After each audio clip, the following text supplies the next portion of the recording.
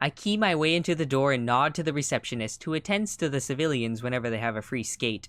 It's on the tail end of being open to the public, so I use my card to get into the locker room and pull on my skates. I don't bother with the uniform. I just want the serenity of hearing my blades cut through the ice as I glide along. I feel like I can fly when I'm skating, and have since I was a kid.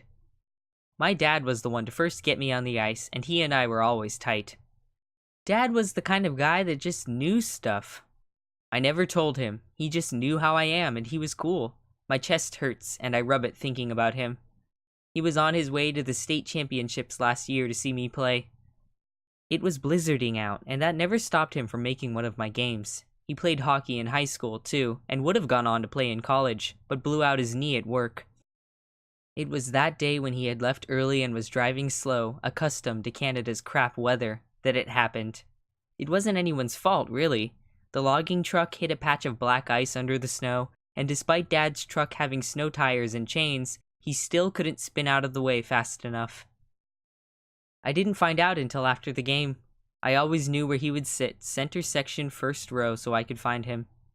I had grumbled to the team in the locker room during halftime because he wasn't there of all games, but the look on Mom's face after I got back from the game and walked in the door told me everything. I hadn't set a skate on the ice for months after that. It was Coach who came to my house over the summer break and sat at the kitchen table with Mom for a coffee. I had been out fishing in the pond where Dad and I scrimmaged every winter. I had learned to go easy on the old man over the years, but we still had fun hanging out there for hours until Mom would bring us hot coffee and tell us to come inside before we froze to death in the sub-zero temperatures. Coach didn't encroach on my place with my dad that day. He looked up from his coffee and my mom's cookies and said, "Jaden." He never called me Jaden. It had always been Fisher or Son. He referred to the rest of the team the same way or by their last name. "Coach." I nodded to him and sat down. Mom handed me a cup of coffee and I dove for a cookie. I looked up and he was staring at me in his stoic way. "Enjoy that cookie, son," he said. I quirked an eyebrow but said nothing. I already knew why he was there, and I figured he'd say it in time. Coach had that way of expressing things exactly when he felt you need to hear it. He gave me one last calculated stare, then stood up. "Thanks for the coffee, Mrs. Fisher. I'll see you at practice on Saturday, Jaden." With that, he walked out the door without waiting for me to negate this. I had given a lot of thought to whether or not I would continue to play, but Coach had decided for me, and it was evident he wasn't going to accept no for an answer, no matter what I had decided. I showed up at practice and regretted the summer's worth of cookies. I glide out onto the ice and work my calves, pushing off of my heels and joining the circle of civvies swooping around the arena. I always wonder who the first person is on the ice to determine the direction they all end up skating in. I grin at the thought. Where one follows, so do the others. My grin fades as I see a little boy struggling to catch up to his friends who are in a large party up ahead.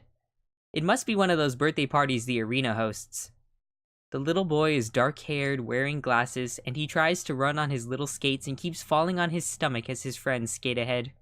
All the little kid carts that get pushed around the ice on tennis balls are being used. I skate up to him, looking around for his parents. I see a cluster of them sitting in the visiting team's bench area, and they are chatting, snapping pictures, or playing on their phones. I squat down in front of him as he clambers back up. His pudgy little 5- or 6-year-old face looks up at me in surprise, but he has no qualms about reaching out and grabbing my practice jersey to hoist himself up. "Hey, buddy," I say. "Hi." He pushes his tiny little glasses up on his nose and they fog up as he puffs out a breath. I smile at him. He makes me wonder if Sam used to have glasses when he was this small. With the kid's dark hair and eyes and little freckles, he reminds me of Sam. "I saw you trying to keep up with your friends," I tell him.